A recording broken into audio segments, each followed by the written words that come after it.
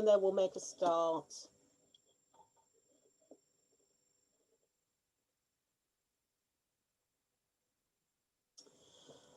Okay, good evening, everyone.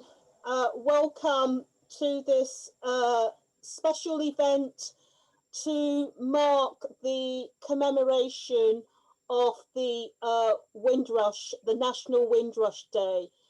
As a commemorative event, the National Windrush Day has been going now for 3 years. I'm Professor Cecile Wright, who is the chair of the Black and Ethnic Minority Co-operative network. And I'm delighted that the network is indeed hosting this commemorative event. This event came about as part of the recognition for the enormous, invaluable contribution that people who came to this country following the Second World War and the decimation of this country.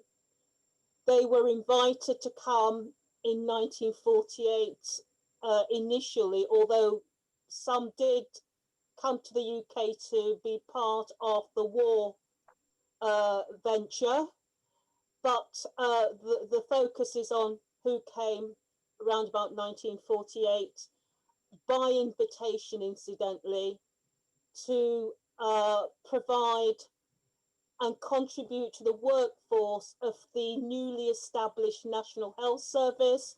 So many of our young women came to be nurses, and my mother is one of those. Although she didn't come in 48, she came in the late 50s. People came to working in our raft of industries. So basically came to help to create and provide services across the UK. And in 2018, that anniversary is marked, and out of that came the decision to have a national commemorative event. But there's also a bittersweet element to this. As you all know, in 2016, we had the Windrush scandal, where those very, very same people who came to work in our industries, in our public sector, and other sectors, who came as British citizens, due to the change in the immigration law and procedures, 2014, 2016, many of them found themselves stateless. And we know about the horrendous struggle that it has ensued, some losing their lives prematurely, and other horrendous experiences. And we are still at this very we are still seeing that the compensation that were promised to these victims of state brutality, the compensation is still haven't been settled. So there is a bittersweet element to this commemorative event. But that said, I'd like to say to you that there is a close capture, not sure what that technically means, but people who may have issues with picking up sounds appropriately, so there is a scope to clarify that and make it clearer to you. But let's get on to our speakers today, and we have 3 inspiring speakers.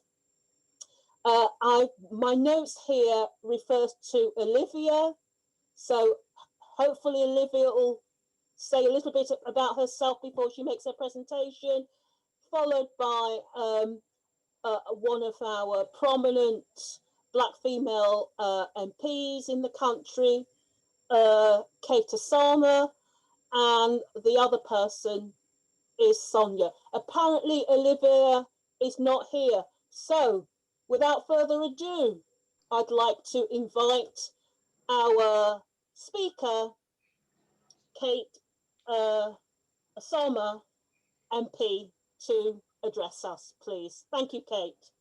Thank you. Thank you so much, Cecilia, for your kind words, and thank you for your introduction.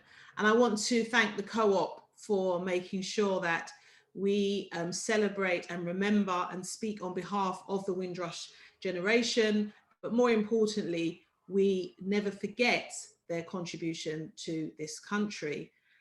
As Cecile has said, I am a member of Parliament, so you can imagine what my inbox was like when I first was tragically, I would say tragically, introduced to quite a few of my senior citizens that had come here as young men to the UK from Jamaica, from Barbados and from Trinidad, and they were now stateless. They were now in a position where they literally didn't know where to turn. So despite the kind words from the Home Secretary, Priti Patel, she has not accepted full responsibility in my eyes. And even during COVID, during the most difficult time for many of us, the Windrush scandal just rumbled on. I have used my role in Parliament to write letters to the Home Office and, you know, to the Home Secretary in particular, and to repeatedly raise my concerns about the Windrush compensation scheme. And I've also called out the Home Office to stop deporting members of the Windrush generation and their children, despite the stories that they put out that, you know, the mass deportations include people who are either child abusers, rapists. They muddle all this information together. They whip up hatred towards British citizens. But we have to remember that they arrived here as British citizens and we are their home. This is their home. And it's for British people like myself and Cecile and everyone else on this call to stand up for that generation, which I know we are all doing. We now know that there is at least 21 people that have died before receiving their Windrush compensation, and many of those hadn't even been made an offer. And those that had been made an offer was, all I can say, insultingly small amounts.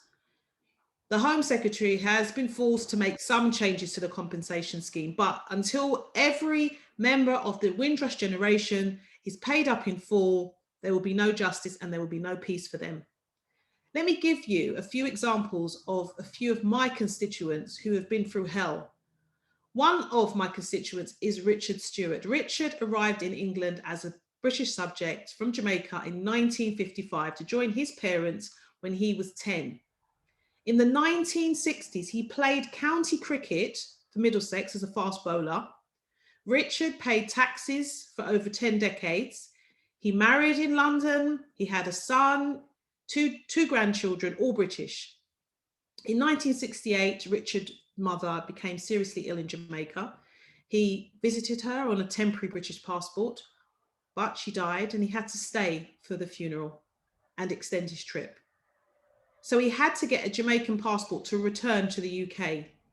In 2013, the Home Office eventually told him he was not in fact British and that he had not been since 1962 when Jamaica had declared independence. Now, Richard arrived here as a child, and when he arrived, he was a British subject. But because of the changes, convenient changes, which the Home Office got through many various governments, it was easy for them to use the Windrush generation the way they did. They were low-hanging fruit. The changes that they made to the immigration meant that this generation were the ones who were going to feel the brunt of it. Thankfully, I was able to raise Richard's case with the Home Office, and it did make a difference, and he did receive a British passport. But he had one simple wish left, and that was, after half a century after his mother had died, was to go back to Jamaica and visit her grave. All he was wanting was a quick, hassle-free payment from the compensation scheme, which would have helped this to happen. His dream, which is according to his son, was that his whole family would go back to the Caribbean together to see where he was from. But Richard ran out of time. He never got the compensation he deserved, and he died at the age of 74. This is a tip of the iceberg. I've also got Lloyd Grant, who came to England from Jamaica in the 1970s. He was age 11. When the Home Office wrongly told him he could no longer legally live and work in the UK, his life changed forever. He lost his income and any way of making a living. He spent more than a year homeless. He couldn't get dental work on the NHS because he wasn't seen as British. He had many teeth missing. His confidence disappeared. Thankfully, Lloyd's family, members of his family found him and they brought him to my office and I was able to support him. But one thing that was going on, which wasn't actually advertised or not advertised, publicized a lot, was that a lot of people who were going to the Home Office via their MP, what the Home Office was saying to us was, why don't we have a super surgery where you invite your constituents to your surgery and we as the Home Office will sit with you and go through the cases. Now, bearing in mind, most people that come to my office, they come because there's delays with the Home Office. So why would I then sit with the Home Office to talk about the delays, but bring them in to a safe space for my constituents? I refused because I didn't trust them. David Lammy and a few other MPs took up that offer, and that's fine. But one of David's constituents apparently had some criminal record from when he was like 15 or something, and ended up being invited to the Home Office to pick up his biometric card, and he was arrested and put in Pentonville. So I was very happy that I took that decision. But when the Home Office said that Lloyd could come to Luna House to pick up his biometric cards, I sent my office with him. I wasn't able to attend. I was in Parliament at the time. I sent one of my members of staff because I didn't trust the Home Office and neither did Lloyd. And we'd seen what could possibly happen. Thankfully, everything was fine and his life has turned around. But the confidence that he's lost, how can you even put money on your confidence? How can you put money on the fact that you're scared that you might be deported? And how can you fill in a form to put down those emotions and expect there to be a monetary exchange for it, which there isn't? Richard and Lloyd are two of my constituents. A lot of you will know of the high profile, one of my most high profile constituents, who's Anthony Bryan. And last year, the BBC aired the Sitting in Limbo, which dramatised Anthony Bryan's awful experience as a victim of Windrush. And it recently won a BAFTA. However, it wasn't until 2 weeks ago that Anthony finally received an offer of compensation from the Home Office, 18 months after he made the claim. Despite being high profile, despite the BBC making a documentary about, not a documentary, real life, because everything you saw in there happened. It's totally outrageous that Anthony is still waiting to get a payment. These are just a few examples. But today is a day that we don't forget those that died at the hands of this government's hostile environment, but we also remember the living who came to the UK from the Commonwealth, arriving as British subjects in pursuit of a better life. And we salute you all. Thank you.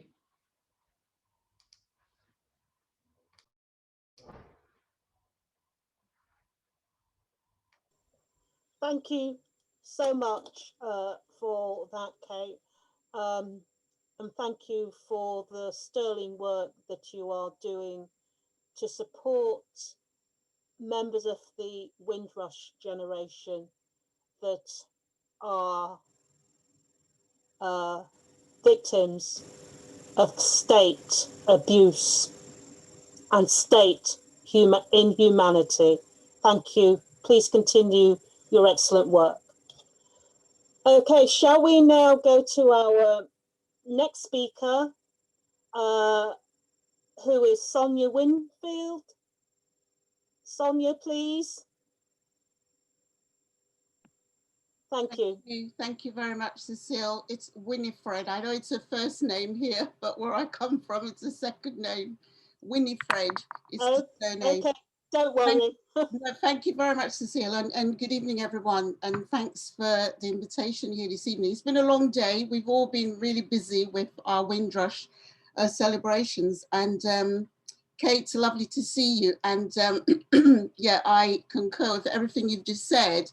And obviously in your position, you see a lot more than I do, but we're undergrounders. I'm the ward councillor. I'm Councillor Sonia Winifred, the cabinet member for Equalities and Culture in Lambeth, and I'm ward councillor for West Norwood. Now, I first encountered what was happening with the Windrush generation in 2017 during councillor surgeries, when members of the local community were concerned that some of their neighbours were being deported, and we knew very little about it. So they came to our surgery and started talking about their own situations because they were concerned what was happening, what would happen to them. So that said, I still feel that because, I mean, we picked up on it in 2017, I feel that there are people who had been deported we don't even know about, that possibly, you know, we just really don't know the numbers. So to go back then to 1948, when the Empire Windrush docked at Tilbury with 1,027 passengers on board, 500 of those were from the Caribbean, I think most predominantly Jamaica, and they were from Fenchurch, from Tilbury. They were taken to Fenchurch Street Station. From there, they were transported directly to Lambeth, to the Clapham Common underground shelter, where they were given accommodation. Now, from there, they made their way to Brixton, not too far away, walking distance, to the local labour exchange on Cold Harbour Lane. And many of them found work and decided to make their homes in Brixton. Now, we know that from, there was a landlord, black gentleman at the time, who supported the Windrush generation with their accommodation. And we know that two streets in particular, by the 60s, that area became Brixton, was the nucleus for the Jamaican community. You know, the arrivants and those who followed came to Brixton. But two streets in particular that I'm really, I always highlight this because I think it's quite remarkable, given their experiences, that those two streets by the 1960s had the highest levels of West Indian home ownership. This was Somerleyton Road and Geneva Road. So many of them made their homes in Lambeth, and to commemorate the 50th anniversary of the arrival of the Windrush, we renamed the central square Windrush Square. So we feel that we have a commitment, if you like, to support, to continue supporting the Windrush generation. And at that time, I believe also it was the then mayor of Lambeth who invited them to a gathering in the town hall, to a welcome ceremony, welcome party, to make them feel welcome. I think it was the only welcome they received in this when they arrived.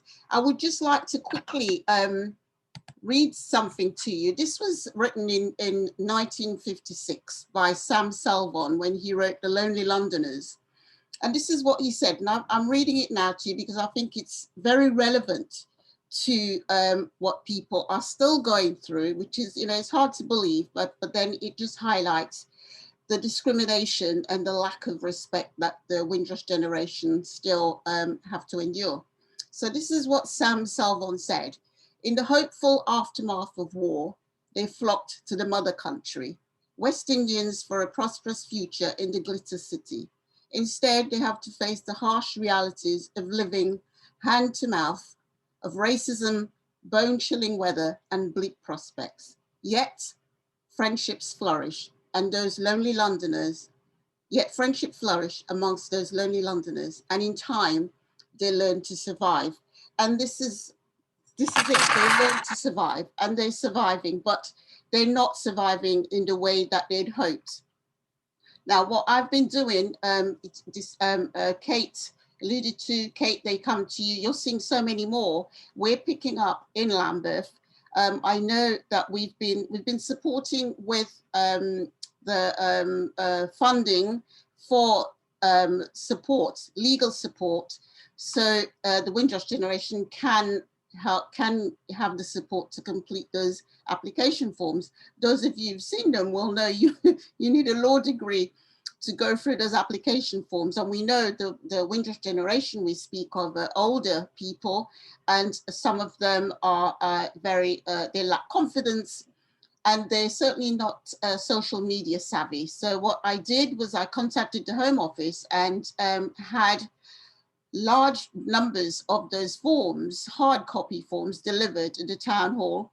I put out a letter to all Lambeth residents, every household in Lambeth, asking if you are a Windrush member of Windrush generation or know someone, your neighbours, to alert them to apply for this compensation. So we secured some funding to support the law firm who was then working and supporting the Windrush generation at the Black Cultural Archives, and we continue to do this today. What I have encountered, however, is that with the detention centres, where so many of them were held, what happened was there was a woman, I won't say her name, she was deported, but upon realisation that the Home Office recognised their mistakes, they then sent her her flight, they brought her back to this country. But what they did, they then said to her, she received a biometric card, which allowed her to stay. And then for housing, I mean, she was destitute, she had nothing because everything had been taken from her before she was deported. She was then sleeping on the floor at her daughter's home. But then she came to me at the town hall when she arrived at the housing office, obviously distraught, but she was told by the Home Office to come to her local authority to seek housing.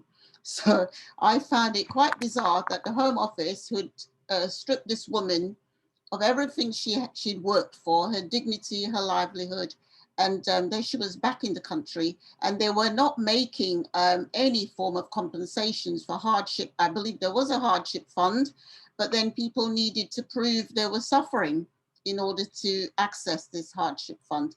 So what we tried to do was to ensure that this woman did not go through the indignities that she went through in those detention centres, because some of the questions she said she'd been asked at these detention centres, just to find her, she just found it terribly, it was disheartening for her. So we found her accommodation, but we had to be so careful the words you used, because this woman was totally traumatized. Now, since then, I've been told that at least 50% of those Windrush applications of the Home Office are from Lambeth residents. So we are doing all we can to support them. And I wish there was more I could do. It seems, I find it incredibly frustrating that this generation who've worked so hard are now still suffering. And you've said, Kate, the 21 that have died. The most recent was Paulette Wilson, who died waiting for compensation. And it breaks my heart. We saw a few last year, the Guardian published the article of the 50 lives destroyed. And it was one of the gentlemen who he absolutely looked emaciated because he'd been deported to Jamaica. He had no family, nothing in Jamaica. He was destitute. It was absolutely pitiful. And he was, again, the British government did reverse that and brought him back. But I feel at times it's too late, because people have suffered. Their lives have they've lost their lives. And you cannot replace that livelihood and that indignity, really. It's really that dignity, that loss of face, loss of life. And again, so many of that generation viewed this country, as they said, the mother country. I remember my own parents feeling so proud to hold a British passport and, to travel on British Airways. That's all they ever talked about. This pride. And I think, Kate, you mentioned a gentleman whose life they dramatized what was it, in limbo, living in limbo. And he talked about the indignity of being told that he's not British, and that was so painful for him. And you sense that. Today I've been meeting with some of our Windrush generation in Lambeth. We've held events across the borough. We've had a new Windrush anthem dedicated to them by Pegasus Opera. And it's trying to revive this dignity, this sense of self-worth for them. And our theme for this year has been, I am here. And it's calling on everyone to come together to work towards a better future for our younger generation, and to stop and pause and reflect and to respect the work that the Windrush generation have put in, and to continue to honour them, because I think it goes without saying, we have to do this. So I'm continuing the fight. Today we also had a visit from the Shadow Home Secretary, Nick Thomas Simmons, and our local Dulwich and West Norwood MP, Helen Hayes. So I'm hopeful that we will continue. And you're absolutely right, the compensation scheme is not fit for purpose. We know the Wendy Williams report, there are 30 recommendations. I'm not sure that any of those recommendations have been taken on board. And I think this government tends to respond to recommendations by forming another committee and then bringing on more recommendations. So I think we need to continue to this support, collectively pull together and support our Windrush generation, because they continue to need this support and we need to do all we can. I'll stop there, Cecile. Thank you very much indeed. Thank you. And it is Sonia Winifred. It's not the other way around, is it? It's not Winifred. No, it's Sonia Winifred. Winifred's the surname. Okay. Thank you. Okay. Thank you so much for your extremely informative overview. I think both yourself and Kate have given us from different points, nevertheless, a clear picture of where we're at, an update, and what are the challenges that the victims of this brutal state, victimization, because let's face it, that's what it is, of innocent people, the challenges that they still face. I mean, how cruel can you get to create a redress, a compensation scheme, which requires you to have a law degree just to fill in a few of the pages? I mean, how outrageous can that be? I mean, I have to ask myself, where is the European Courts for Human Rights? Clearly, this is a human rights issue. Clearly it is. Anyway, enough of that. I will now give the opportunity to our participants, our attendee, to put questions to our panelist, and also if you wish to perhaps just add to the conversation. Please feel free to put things in the chat also. So please, questions. Thank you.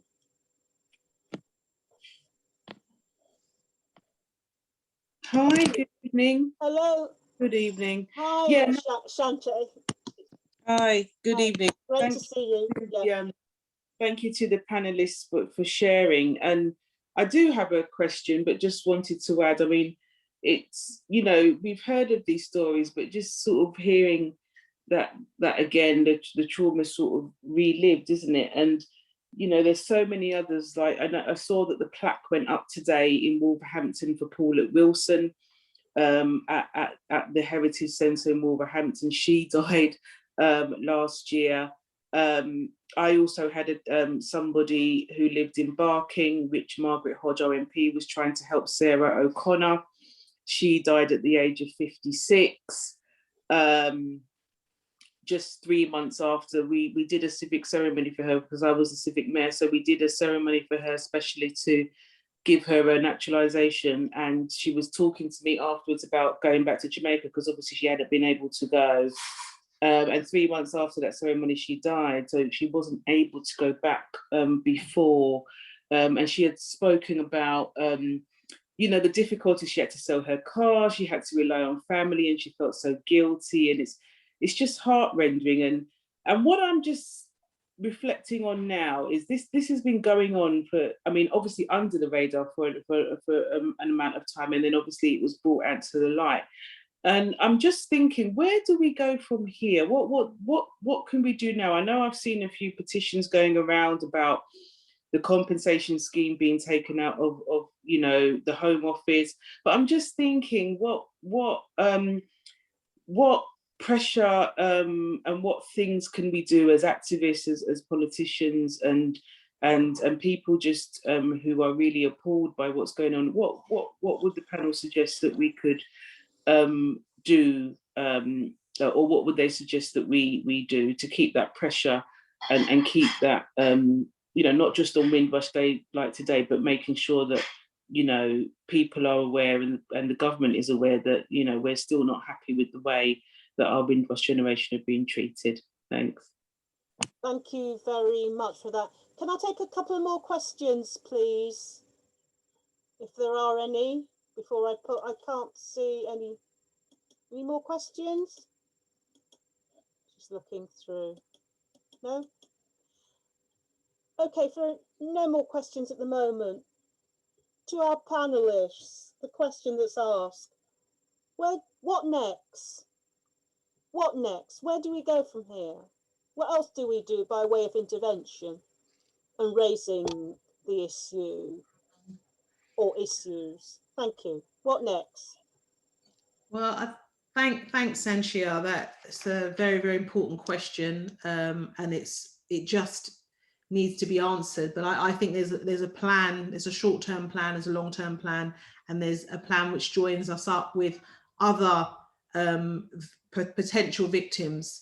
And I use that word because I'm thinking of the EU citizens and the scandal which is soon to be uncovered, that a lot have not been able to get their papers, you know, sort of verified in time. Time is running out. We need to have an extension for them. A lot of people are not aware that they again need to basically sort of verify themselves. So that is another scandal which is about to be uncovered. And a lot of people who are from the EU who I've spoken to have said to me, if they can do what they've done to the Windrush generation who've been here for many more years than we have, then what chance do we have? So there is a big concern around that. So I think we need to keep speaking about the way the Home Office are treating their citizens, full stop. So that's the short term and joined up campaign. The Labour Party needs to take some form of responsibility as well, because a lot of these changes happened with the help of the Labour Party. So we can't just all throw it onto the Home Office. We happen to have a Home Secretary that actually does not have any compassion. So it's easy to make her into the Wicked Witch, when in actual fact, she has been given the gift to do what she's doing and she's been enabled. So we need to take some responsibility, all politicians that signed that through, and let it get through, so that all these changes which took place didn't take place under the radar. People were fully aware of what they were voting for. If they weren't aware, then they need to speak up about it. If they didn't at the time, and there are some MPs that did speak up at the time, there's a few that didn't. I wasn't elected then, so I can speak quite freely on this, but I'm now in Parliament, so I must speak up and say that it's not just all on the government side, it's all sides, it's all politicians, and it's about the way that they had no respect for the Windrush generation. And we need to keep talking about the Windrush generation, not just obviously on the day when we remember, and we need to make sure that it becomes part of the history that we teach our young people, so they're aware of what could happen to a generation who came here as British subjects. So there's quite a few things I've said there, so hopefully I've answered Thank it. you. If Sonia wants to come in. Yeah, Sonia, please, yes, what next? Yes, well, I totally agree about the Labour Party. This was my first thought, and always has been for some time now, that I think the Labour Party needs to be more vocal about the Windrush generation. I think when the scandal broke, everyone was incredibly vocal. I think David Lammy needs to be equally vocal as he was. I think there is a tendency when this thing hits the news, then it's headlines, everyone speaking about it, and then suddenly it becomes very quiet. But the fact that the compensation scheme seems, you know, as you say, not fit for purpose, and people are dying, I think it's time we said enough is enough, and something needs to be done. And I think every MP in the House has to have this mandate. You need to keep talking about this and to keep bringing it up, because myself as a local ward councillor and cabinet member, I've been writing to the Home Office for God knows how long, and you know, you'll get responses, but nothing's done. But I think you have more clout in Parliament if collectively. I'm hoping that Nick Thomas-Symonds, who came to Brixton today, I hadn't seen him before, so he came to Brixton today. I'm hoping this is the beginning. I'm certainly going to be writing to him and asking him what next, what are you going to do? You came to visit, you listened to some of those lived experiences from some of the Windrush generation. How now are you going to support them? So I think we need to hold our MPs to account. We need to hold the Labour Party to account. I certainly will. Thank you very much. Further questions, please. Sorry, Cecile, I'm so sorry to interject, but Olivia has now joined the call and is part of the spotlight. Ah, okay, right, okay. Olivia, good timing. Well, it's not just a question then, it's a presentation. When you're ready, Olivia, please.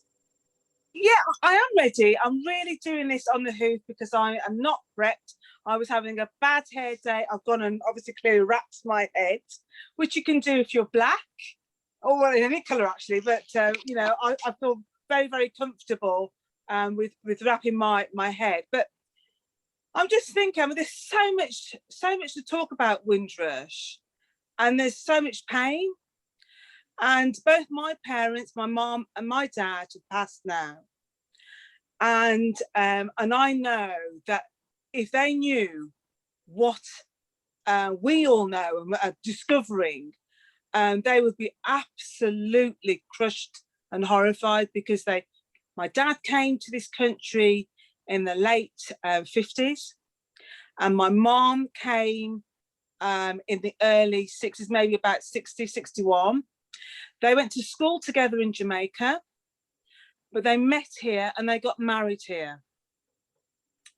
And my dad was very, very fair in colour. And in fact, you know, you could look at him and he could look very Portuguese-ish. But he had the broadest, and I mean a real broad West Indian accent. No one could understand him. So when he came here back in the late 50s, the white people looked at him and they couldn't understand the word that he was saying, because he didn't even try. It was just pure patois and it was very broad. So they decided that my dad was going to be Irish. So they gave him the name Paddy. But curiously, he fitted very, very well with the Irish, and there was lots of synergy with the language. So, you know, when you said, give me 3 glasses of something or whatever, the Irish had no difficulty understanding the word tree or flim, or words that were very, very similar in patois. And so they didn't have an issue understanding him. And he rubbed along very, very well with the Irish, and he worked on the roads and he built buildings and was a carpenter. My mom was very, very dark, and then she worked first of all for the GPO back in the day, General Post Office. But obviously with a young family, it was difficult doing those shifts. So she studied and became a SEN nurse. And then as the family becoming more and more needy, she found a job that was closer to our family home. And she went into a residential home to look after the elderly. But I just remember growing up in the 1970s, and I remember the chats that my parents had to give me before we went out, and they were very, very protective, and they protected us from what was going on in the 1970s, which was a lot of racism. So we were kept indoors quite a lot. So if you went to school, you came straight back and not a minute passed. So there was a lot of controlling, but it wasn't until you were a lot older you understood the reasons why they wanted you in at a certain time, that you couldn't be wild, because, you know, you could come out of your house and turn left, right, instead of right, and meet trouble. And it could, you know, be quite detrimental. So those are my early days, my recollection.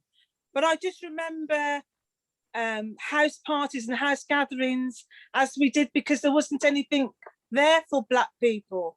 My parents came over and they grafted, and so did all her relatives. So my mum's sister was also in Birmingham, and they were grafting. Obviously, they were the backbone of trying to recover this country from the Second World War. And it hurts me and it grieves me to think that this country was on its knees after the Second World War. It called those people to come to help rebuild.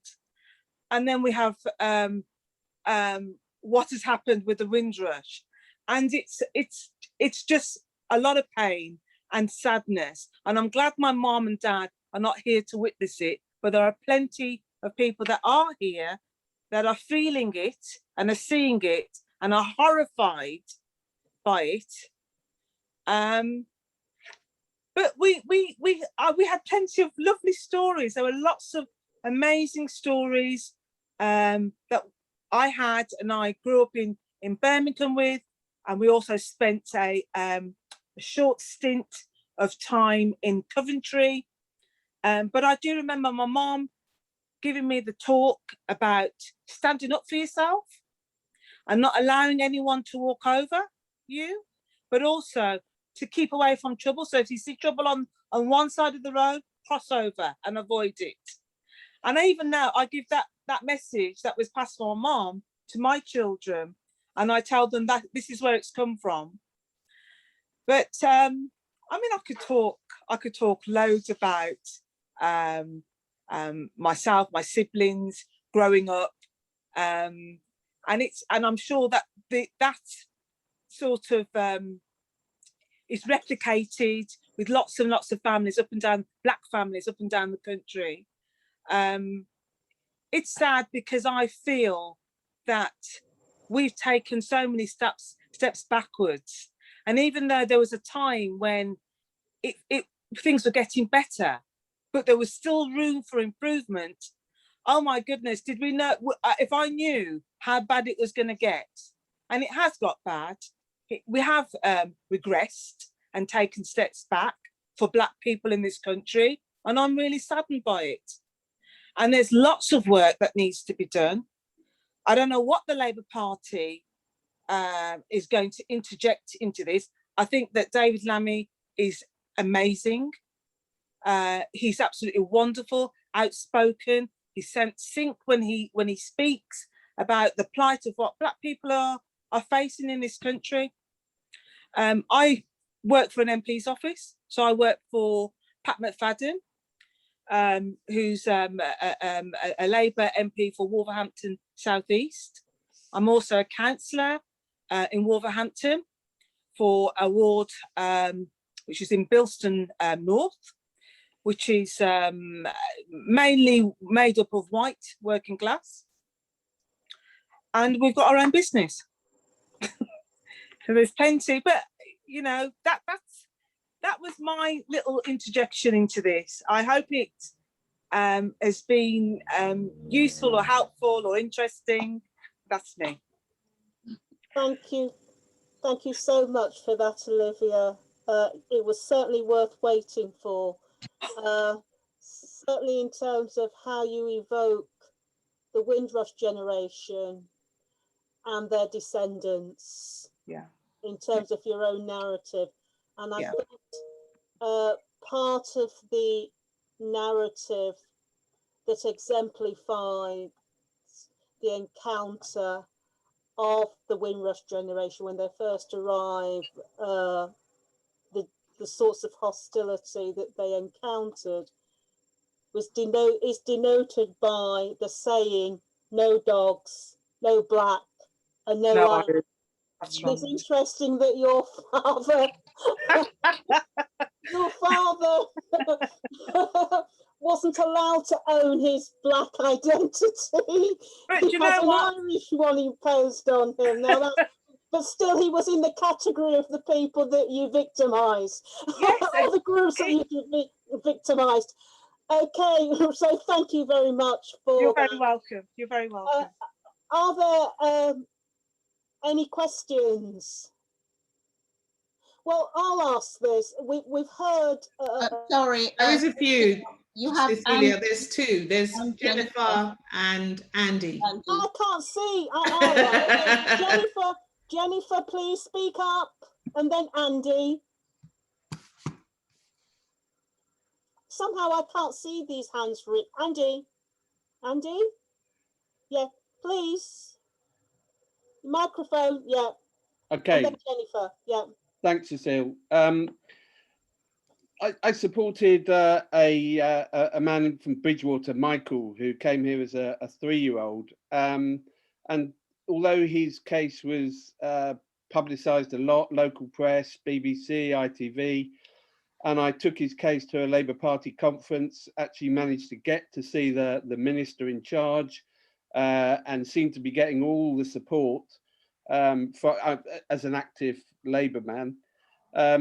And yet what the blockage seemed to be within the Home Office itself, the civil service. And I wonder, particularly Kate, how you see if there is any way in which the political will can actually hold sway over what is seen to be institutionally racist civil service in that case. I mean, this guy, Michael, had every single document that you could possibly have, even having, and he had it all on all scanned, all IT. He was unable to take, although he did 3 times take the Life in the UK test. He would get so nervous he wasn't able to pass it. He's a really bright guy, lovely man, and yet he didn't think he needed to have a passport until suddenly he found he had a sister still alive in Jamaica. He couldn't get out of the country, and this is he'd taken the privacy oath working in armaments. He'd taken all sorts of things, family here, brought up kids, paid tax, all the rest of it, and he couldn't. He was just treated abominably. Okay, thank you, Andy. Jennifer, please. This will be the last question because we'll be finishing in about 5 or 6 minutes. Jennifer, please. I don't think your volume's working, Jennifer. Jennifer, please. Can you hear me? Yeah, carry on. Right. Mine is not a question. It's just something similar to Olivia about her family. I'm a councillor from Newham, and what you realize is that Caribbean people are very proud, and when they show them coming off the ship, you can see how nicely dressed they are, and the children. Now, my sister, I've got a sister, she died a few years ago, but she was a lot older than me. And she left to come to England when she was 19. And she came here in 1953. Now, she was very short. She came here, you were invited, she came here to be a nurse. And because of her height, she couldn't. You know, they says, no, you're too short, you cannot be a nurse. Not comparing to what's happening now, where you see the size didn't matter. So what she did over the years, after that, she went to work for, I don't know if you know, she was the Vogue photographer, Eve Arnold in Mayfair. Eve Arnold was an American photographer for Vogue. So my sister, in another way, she was unlucky not doing the nursing, but she was lucky to work for Eve Arnold because she get to meet Joan Crawford, she get to meet Paul Newman when they come to take photographs, and she helped process, you know, so she was lucky. Now, if she was alive now, she'd be so sad knowing what's happening because, you know, okay, life was tough, but she was fine because she made sure when she came, she had the old British blue passport. And straight after that, she got the British passport. So she was lucky in that way. I watched the film about, what was the film again? You said it was a drama, it's a film. And I ended up crying when I was watching that because it was, you know, it's real, you know, it's acting, but it was so real. And I sat there and I felt really, really sorry for him, you know, of how he was treated, especially as you say, Black people, proud people, knowing that he had to go through all that, you know, so you know, we really have to work hard to sort out all this now, as you talk about making sure the politicians, you know, step up to the plate. This shouldn't be happening now to all these people that come to this country at this time, you know, to help to build the country, and you know, they're throwing them to the wolves, really, you know, literally. And, you know, especially as you say, a lot have died trying to make sure things are better for them and their family. And, you know, it's disgraceful, really. What we did in 2018 in Newham, we joined the Black History Month with the Windrush. So we had a Windrush party as well in October because nothing was planned for June in 2018. So we made sure we had a nice Windrush party, and it's just that we still have to keep up things like that, make sure, you know, they're not forgotten. Okay, you know. right. Thank you very much for that, Jennifer. We will be finishing in a few minutes. But I feel it's important we don't lose Andy's question, and the question related to the issue, the conundrum of the political will versus the bureaucracy and the institutionalized racism as a blockage, as a problem, as a stumbling block in terms of addressing and redressing the Windrush scandal and ensuring that those staff who have been victims are compensated appropriately. Kate, very briefly, then Sonia and Olivia, and then we will close, please. Thank you. Thank you. Very, very good question, Andy. I think it's so layered. On one level, we've got this really dangerous immigration rhetoric that is being, you know, spilled out into the media. So it's very easy for there to be good immigrants and bad immigrants, and for papers to run stories around that. And it does come from the Home Office. The hostile environment encourages it and allows it to breed. There are continual blockages within the Home Office that many MPs have to deal with. But what I do is I use one of the tools that I have, which is Twitter, and I tweet about things which are happening, and that is very useful because the Home Office do not want anyone to know how they're treating people.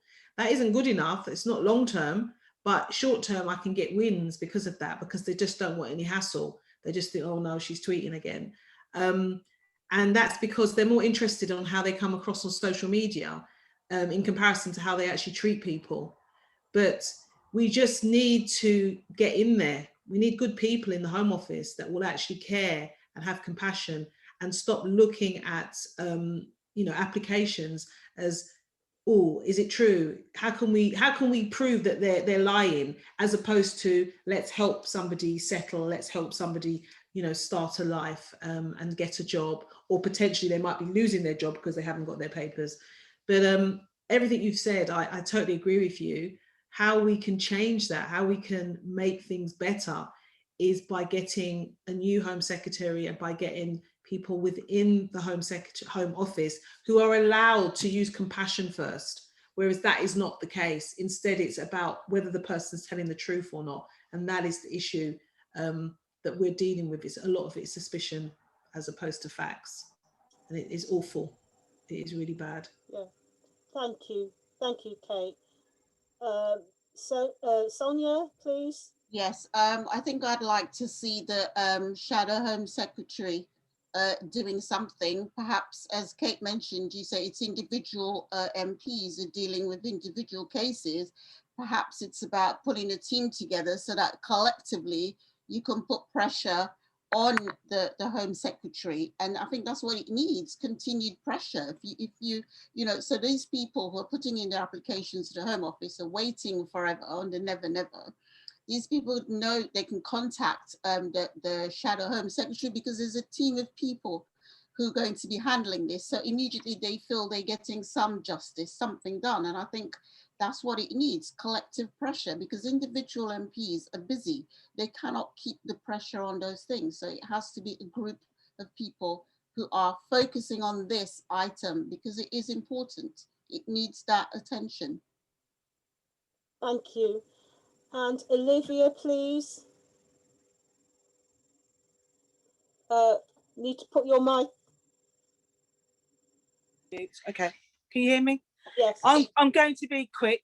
Yes, please. Yeah. My personal view on this is the Home Office is not fit for purpose.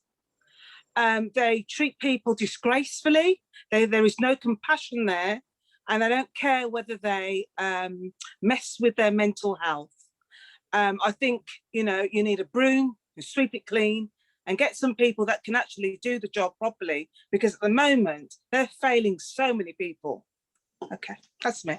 Right, thank you all for that. Thank you for very, very useful feedback. Can I also add to the list of possible organisations and groups that can work in solidarity to get a better situation and ensuring that a compensation scheme delivers for the victims? Perhaps the cooperative party and the cooperative movement should be using its structure to actually lobby, advocate and fight on the behalf of the victims. So to all our speakers, Kate, Sonia and Olivia, thank you very, very much for your engaging, informative, Thank you, Chair. Thank you, Sonia. Thank you, Olivia. Thank you all very much. Poignant deliveries. Thank you all for attending this Windrush commemorative Zoom event. Thank you. Thanks, everyone. Thank you very much. Have a lovely evening.